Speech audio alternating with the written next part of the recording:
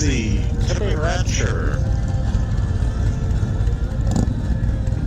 Saying 37. Not terrible. I got it. Bit of horse.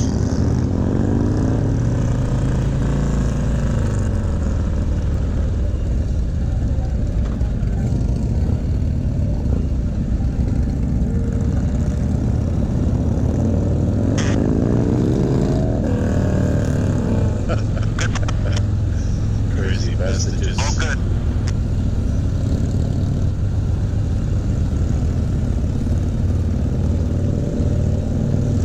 So today we're going to talk about some iron butts. Iron butts, Saddle Soar 1000, Bun Burner 1500. That's 1,000 miles in a 24-hour time span, or 1,500 miles in 36 hours. No easy feat.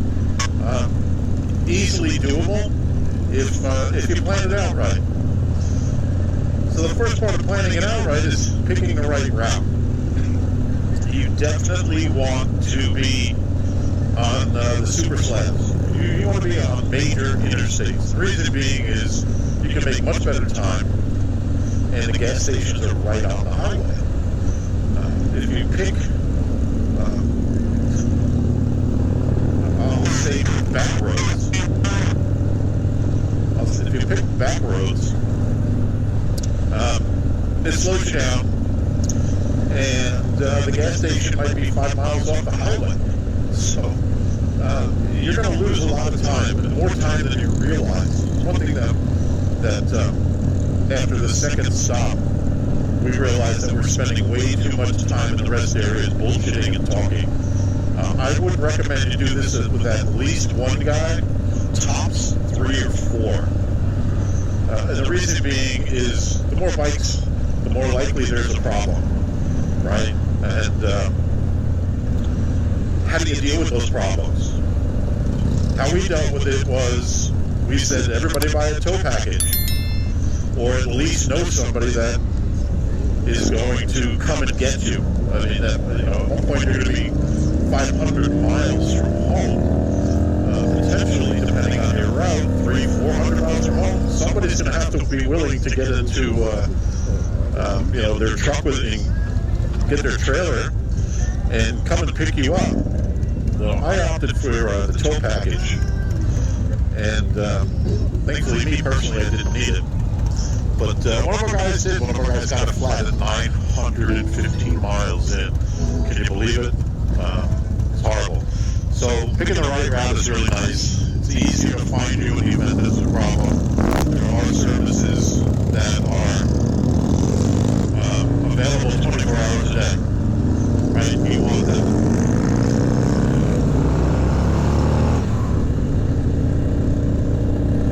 Definitely want to be able, you want to be close to services. So plan the right route. Another thing, according to the regulations, is every time you change roads, you're supposed to get a receipt. And the reason being is, based on your receipts, they want to be able to recreate your route. That's how they verify you actually did the ride and not cut corners, right? So, for instance, we went up to Garden State Parkway. I'm in New Jersey, and we got on Route 80. Now, this is at 3 o'clock in the morning, and there wasn't much open at 3 o'clock in the morning. There was a Dunkin' Donuts, and we wasted 15 minutes trying to buy a donut or a cup of coffee or something because the girl wouldn't serve us. It was only the drive-thru that was open, and she wouldn't serve us on foot. Which was totally ridiculous. There was nobody there. But you're going to run into stupidity like that in your ride. Hopefully not. But my sneaky suspicion is you probably will run into silly stuff like that. You need to be able to have extra time to deal with it. So, again, every time you change roads, you're going to need to get a receipt. Now, they do not require this, but I would say do this. When you get the receipt, starting receipt especially, you want to hold that receipt up while your bike is on, have the mileage, take a picture, right? You want to be able to take that picture and show the address of the receipt and the gas and whatever and the mileage of the bike. All right, so another thing is make sure that the receipt is legible, because you're going to have to send that in, and that's how they verify the ride, right? So that's another thing. One other thing is, wow, there's just a bunch. I'll talk about seats. You want a really good seat. You probably want to do some warm-up rides. 1,000 miles is a long way to go in 24 hours. And if you see the blue bike up ahead, that's my buddy Bill. He said his ass was screaming at 700 miles. Screaming.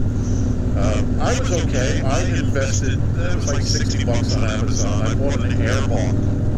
It's an air bladder that goes on your seat, and it basically takes away all of the pressure points. And I have to tell you, this thing worked like a champ. I did not adjust my seating position once in 800 miles up front. It was really, really phenomenal. So Airhawk, worth every penny in my book. One of my other buddies who did it with me also had an Airhawk, said the same thing. So again, worth it. Next thing was handlebars. Man, nobody talks about this stuff. Make sure your bike is dialed in, and the only way you're going to know that is if you're taking long rides. You're kind of doing warm-ups. At that point in time, I had stock handlebars. Hello, you guys. I'm driving you home. You should come. So, at the time I had stock handlebars on here, which they were 10-inch mini apes. And because I had a Mustang seat, it pushed me back about 2 inches. Well, it had me hanging on the bars. It had me hanging on the handlebars. And that's how I used to ride. It never bothered me. I've done 600-700 mile rides before, and it was never an issue. And, but after 1,000 miles, it turned out to be a big issue. And the same thing with my buddy, Hilo guy out here on YouTube. He had 12-inch apes on his street glide, and he liked to hang, right? That was comfortable for him, just like me. And we both ended up with really bad tendon issues in our elbows from gripping the handlebars, from just hanging on normal riding. Again, now we've both done 600-mile days, 700-mile days, never had an issue.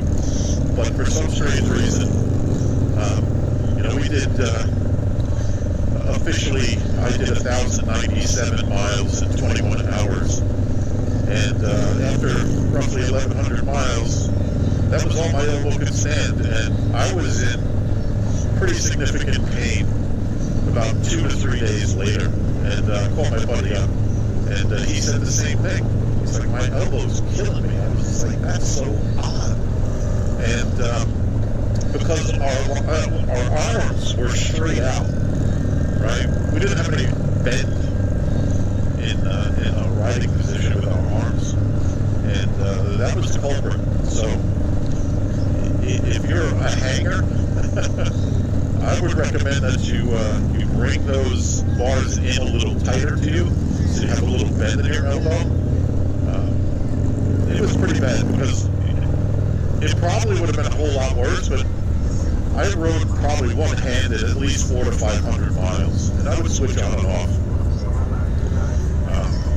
on sides, just because it was a little comfortable. 1,000 miles is a long day, and you're inevitably going to change seating positions, Airhawk or not, just because. And so I would imagine it would have been worse if I didn't do the one-handed thing. It would have been a lot worse, in my opinion. So it was so bad that after probably about a month, it wasn't getting any better. I had to go get a cortisone shot, and my buddy Hilo guy, same thing. Ended up getting a cortisone shot, and it finally went away. But now I'm really conscientious about it because it hurt a lot, and it was a problem riding. I was always nervous about going on long rides because what if I couldn't pull the clutch in to shift gears? I'm stuck, 100, 200 miles away from home. So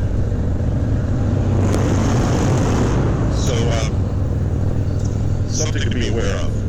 That's why I do those pre-rides, right? You get a couple hundred miles in, 500, 600, 700 miles. Make sure your back is ready. Bring some aspirin with you. Right? I have a backrest. At the time, I did not. And my lower back, although it didn't hurt, I got kind of achy, so I took some Advil just to cut it off at the pass before it got any worse. So that's important. What do you bring with you?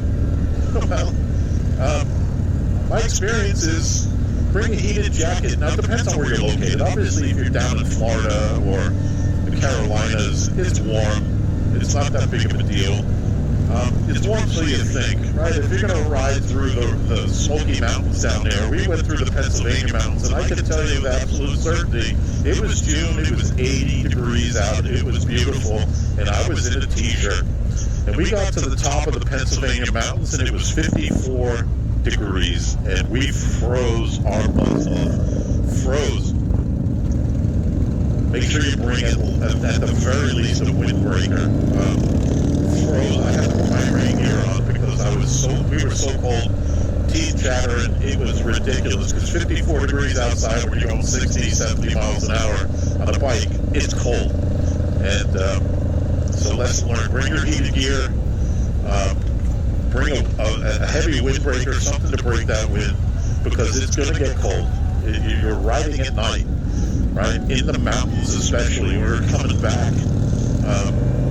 Again, we're riding through the mountains in Pennsylvania, and it was really cold again. And that's when I radioed the other guys, and I just said, we got to stop. I got to put on my rain gear because I am freezing. And everybody was just like, yeah, I'm with you, because everybody was chattering. So expect the unexpected. Expect that it's going to get cold. Bring your rain gear. Expect that it's going to rain. Again, my buddy Bill on the blue bike up ahead, he did an iron butt, and Jimmy up front, he did a Bun Burner, and it rained for probably 700 miles. And they had committed to the day that they were going to do it, and they went anyway. But the moral of that is expect the unexpected, be prepared. You need a bag on your bike, or if you got a big touring bike with the tour pack, saddlebags, load it up. We lost a guy, like I said, at 900 miles with a flat. Understand that doing this, if you're doing it with your buddies, have a plan in place for what's going to transpire if somebody breaks down. Right? Our pack was, we're leaving you. Right? Everybody should have a tow package.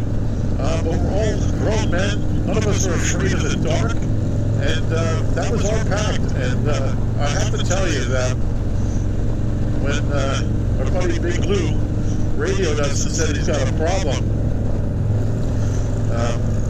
and said he had a flat, that really took me and my buddy Hilo guy back a little bit, because you can make that pact,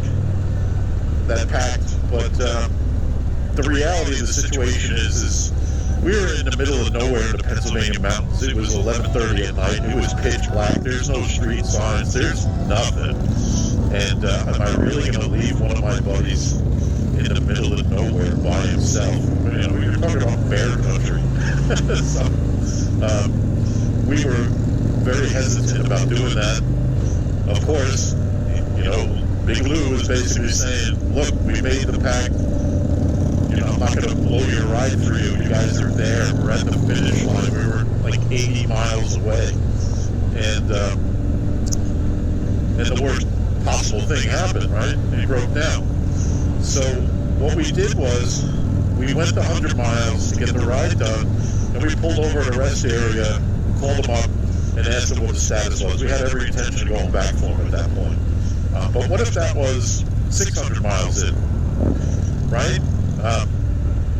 I can tell you there was no worse feeling than watching his lights dim into the darkness as we pulled away from it. That was,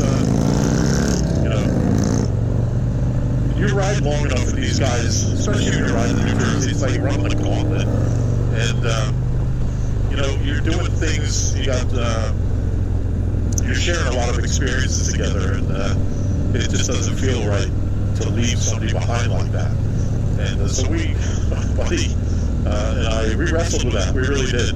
We really, really did. We felt horrible. And Lou just kept saying, don't be idiots, just go. Okay, you got a tow truck on the way.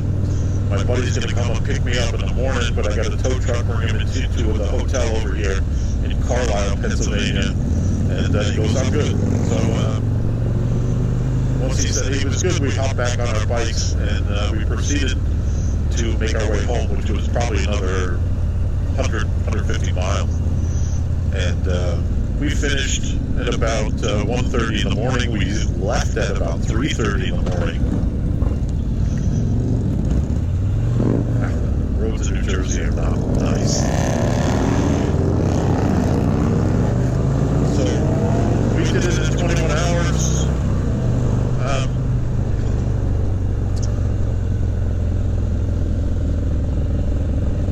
Takes the amount of time it takes to complete this stuff, right? I mean, if you're in South Dakota and the speed limit's 85 miles an hour, I mean, you're cruising at 90, you're going to finish this in 14 hours, 16 hours tops. You're just cooking, right? But in New Jersey, the speed limits are 65, and in the Northeast, in general, they're all 65. Even on the main interstates, because it's so crowded and congested most of the time that you're not going to be able to get above that. So you have to take that into consideration, right? At least if you're in the Northeast or in a congested area. That's why we took the route we did. And so avoid congested areas. Take your time, get a really good night's sleep. I felt like all three of us, we were all kind of excited to get this going, and none of us really slept well the night before. And your body wants to go to sleep at 3, 4 o'clock in the morning. It does not want to be up. So I can't sleep with the sunlight, even with the windows and the shades closed. I couldn't go to sleep. I got maybe 2 to 3 hours worth of sleep, and by the time Big Lou got a flat 900 miles in, I was completely wiped. I could barely say my name. I was fully cognizant, but I was a babbling fool. And my buddy Joe said he was actually scared. And I'm sitting in the chair while we're in the rest area waiting for an update on our buddy Lou with the flat tire. And he's trying to talk to me, and I literally couldn't get anything out. I understood everything he was saying. I was fully awake, but I just could not speak, because I was just so exhausted. So what did I do? What every smart guy does. I ordered a giant Starbucks mocha with extra sugar and extra caffeine, and within 10 minutes I'm a new man. So what I would say to you as well is save the caffeine for the end, because it's diminishing returns. I didn't have caffeine at all until 900 miles, and I really needed it at that point. My buddy Bill up ahead again on the blue bike, his body wanted to be sleeping at 4 o'clock in the morning, and he said until about 7 a.m., 8 a.m., he thought he was going to crash half the time, because he was just falling asleep while he was riding. And his riding partner pulled over for him quite a few times, just so he could shake it off and wake up a little bit. And he said it took the full sun to wake him up, and he said it was a struggle, and he thought about just bailing. So I can't stress enough, get a good night's sleep. If you can't sleep, look, you probably want to do this in June, because more daylight. If you can't sleep in the daylight, I would say start later. Get a good night's sleep. It's worth it. Take it from me. Take it from Bill. If you're not sleeping, it's a long, long day on the bike. Right? It's already exhausting, especially the road noise and everything. Brings up another point. Earplugs. Wear them. It's a long ride. Your ears going to be ringing for days if you don't have earplugs in. Buy a cheap pair, keep them in. Right? Again, worth the $2 on the spongy ones. I invested $12 or $14 on a set that were highly recommended on Amazon. I'll put the link down below. They were great. They were really cheap, and they had for large ear canals, medium, small, all shapes and sizes. So mine fit pretty well on the medium, and those are the ones I used, and I can say that they really helped a lot. So earplugs, invest in them. I think I covered just about everything that I can remember about that ride.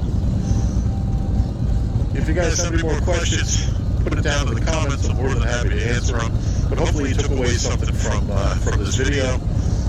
Please subscribe, click the bell icon, and remember, there's no crying in motorcycles. Take it easy.